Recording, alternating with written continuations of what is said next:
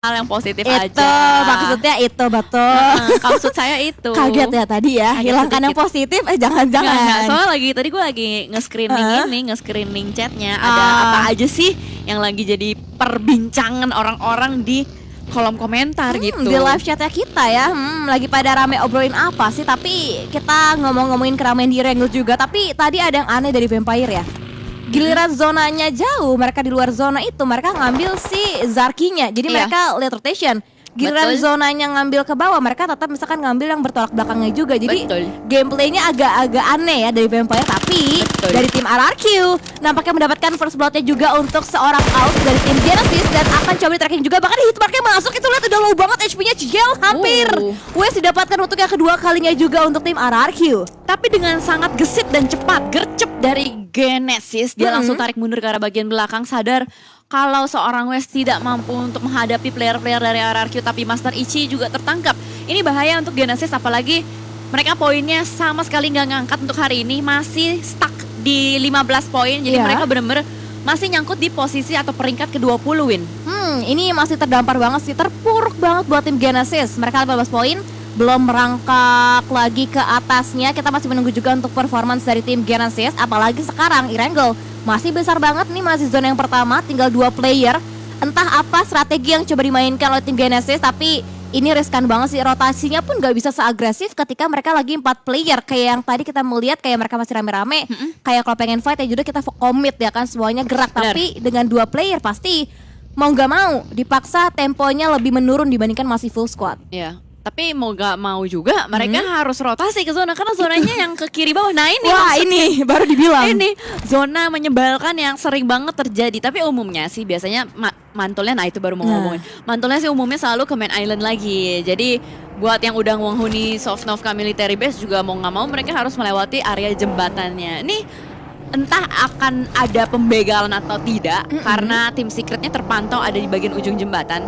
Jadi tergantung nih niatnya tim secret, apakah mereka mau ngejegal player-player yang di Sovnova, atau dari tim secret lebih memilih ya udah deh gue gerak duluan ke kiri daripada gue harus wasting time ngejegal atau ngebegal orang. Nah itu PR-nya, kita masih belum melihat karena dari tim Yudo pun masih nahan di selatan juga kan. Ya. Mereka masih coba untuk nyebrang, masih ngambil ancang-ancang juga. Tapi ada yang coba ancang-ancang untuk fight juga. Tapi nampaknya Vampire, Tony kayaknya tumbang. Bahkan 2 player jangan didapatkan oleh tim DBD.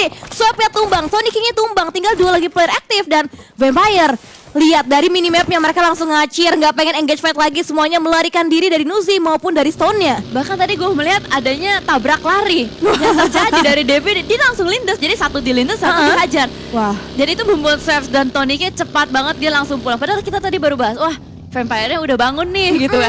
Cepat banget dia langsung tidur lagi. Entah apa yang terjadi dari Vampire, tapi nampaknya dengan rotasi yang mereka bangun begitu cepat membuat mereka secara tidak sengaja bertemu kembali dengan DBD. Karena kan DBD ini ada di sekitaran Quarry ya. iya betul. Dan apalagi Cijel? Ya, Kalau kita ngomongin Vampire. kegat kawin. Iya. Kegat Kak. Dan ke Gatka. Tapi ngomongin Vampire Cijel ya. Heeh. Walaupun memang untuk individunya kan mereka pasti kuat-kuat ya kan. Itu mereka strong semua lah. Tapi kalau kita ngomongin Swap yang keculik, Tonic yang keculik, Swap tadi MVP.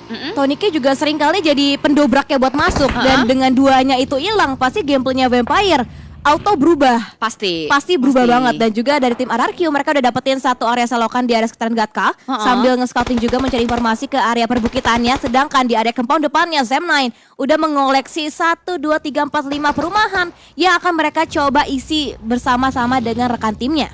Oke, berarti komplek kecil ya, bisa kita bilang seperti itu.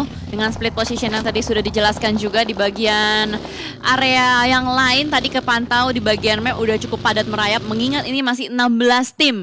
Belum adanya satu pun tim yang secara utuh dipulangkan menuju ke arah lobby, baru hanya penculikan-penculikan saja. Dan akankah terjadi penculikan lagi karena terpantau kali ini dari Boom dekat dengan The Xavier, tapi dari The Xavier sudah mulai banting setir ke arah yang salah. Ada satu rumah yang sudah dihuni oleh serigala hitam ini. Ada satu player bernama Ponbit sudah naik ke second floor-nya, berusaha untuk memanggil bantuan. Yami berlari memegang sebuah granat, tapi apa daya, utilities demi utilities terus dilontarkan menuju ke arah second floor-nya Windy. Wow, ini terkepung sudah posisinya Ponbit dari area luar oleh 4 player tim The Xavier. Bahkan dibakar bagian area lantai 2-nya. Untungnya masih bisa dihindari untuk lemparan-lemparan Molin. Bahkan Yami, nice banget backup yang mendapatkan satu knock dua ke seorang Lamborghini membuat menghambat pergerakan tim The Xavier. Bahkan kali ini close combat pun terjadi. Bon Beat mendapatkan headshot yang Frankie-nya tumbang.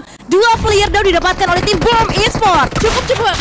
Cukup cepat backup yang dilakukan, tapi tidak membuat The Xavier menyerah begitu saja. Tidak, kita lihat bagaimana cara dia berusaha untuk mendapatkan satu demi satu, tapi ada third party yang ikut serta juga. Eko bermain dan Boom Esports memenangkan fight-nya. The Xavier pulang secara utuh. Ada third party tadi Win yang mengganggu di belakang. Yang warna kuning ini kah yang pengen DBD. coba masuk lagi sih ke bagian belakang dari Boom Esports. Mereka belum bisa reset, tapi untungnya dari gerak-geriknya, dari gelagatnya yang berwarna kuning tim Secret, mereka nggak jadi lagi menjadi third party. Mereka langsung kabur aja, mereka menyisir area yang berbeda juga. Atau mungkin dari Sam9 pun bisa juga barangkali lihat visionnya juga ke tim Boom. Tapi sejauh ini Boom masih aman, bisa revive juga. Dan dari area lainnya Zuxino terculik sama player dari tim Sam9, Cicil. Masih bisa diselamatkan harusnya ya, karena masih biru-biru aja, masih knock out, belum sampai jadi confirm elimination. Bahkan ada Lynx juga berada di sekitaran dari seorang Zuxi. Sementara kita melihat bagaimana setiap kompleks, setiap area perumahan compound sudah ada yang mengisi. Mereka benar-benar berusaha untuk nge-defense masing-masing area dengan sangat baik. Tadi kita melihat bagaimana defensif dari Boom begitu sempurna. Walaupun memang harus kehilangan satu, tapi ditukar dengan 4 player atau 4 poin untuk mereka, itu adalah hal yang bagus. Apalagi ini mid to late game. Wow, tapi kameranya berpindah. Terakhir kita melihat ada yang coba pengen nabrak ke compoundnya Voin. Kalau nggak salah TS pengen coba nabrak ke Voin, tapi kita belum melihat juga follow up-nya seperti apa. Belum ada yang berjatuhan juga untuk tumbangan poin, tapi akhirnya Maxius membuka sebuah keran poin lagi keputusan Skui untuk tim Voin. Maxius akan coba tapping-tapping lagi dari seorang Aboy. Akankah coba didapatkan, tapi itu di belakangnya juga ada tim Judo Alliance. Flex OP, dia lewat, itu bener-bener YOLO banget, lewatin aja. Dan dari seorang Aboy akhirnya di confirm poin eliminasi, masuk poin pertama untuk tim Voin. Tidak mau menyia-nyiakan kesempatan pastinya juga, langsung di zoning out kembali satu player dari Judo Alliance. Wah, ini sih nyebar semua ya kalau kita lihat-lihat. Voin udah nyebar, ada yang di high ground, ada yang di compound, ada yang di open field juga. Kemudian kita melihat bagaimana Boom masing-masing rumah sudah ada yang menjaga juga. Jadi cukup padat kalau kita lihat sensus penduduk dari area sekitaran Gatka dan sekitarnya juga ada terpantau di atas sana. Dari Silin Boy nggak kelihatan sih sebenarnya dari Silin Boy. Cuman kedengeran pasti ada beberapa suara-suara tembakan menuju ke arah mereka. Betul, juga bahkan di sisi lainnya pun suara tembakan masih terus terdengar, masih terus diarahkan juga. Ternyata kali ini datang dari tim Vampire Nuzi. Walaupun tinggal 2 player, tapi mereka juga tidak henti-hentinya menggencarkan peluru. Tapi dapatnya lihat, wow, Nuzi hampir ditumbangkan juga oleh seorang Raymond. Saling bertukar peluru, tapi nampaknya peluru Raymond lah yang jauh lebih connect dibandingkan seorang Nuzi. Sama-sama menggunakan mini, scope-nya juga sama. Berarti crosshair-nya yang berbeda ya. Crosshair placement-nya yang berbeda, yang tadi membuat Nuzi mau nggak mau harus tarik mundur. Apalagi mengingat mereka hanya berdua saja dari Vampire itu sendiri. Zona kira-kira akan kemana? Ternyata ke kanan. Berarti ini membuat DBD, Genesis, PBE, banyak sekali tim yang harus berputar otaknya. Itu RRQ harusnya perang sebentar lagi Win. Soalnya itu selokan itu biasanya dijadikan sebagai tempat masuk.